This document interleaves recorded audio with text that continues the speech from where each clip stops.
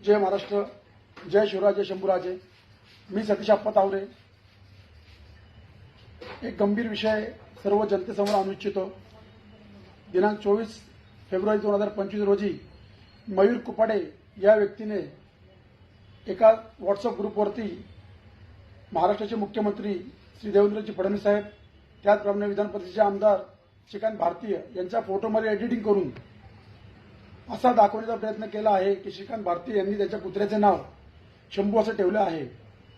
तसेच त्यांनी श्रीकांत भारतीय यांना बडवा असा वाक्यप्रचार केलेला आहे व मुख्यमंत्री साहेबांना महाराष्ट्रद्रोही, धर्मद्रोही असा उल्लेख त्यामध्ये केलेला आहे.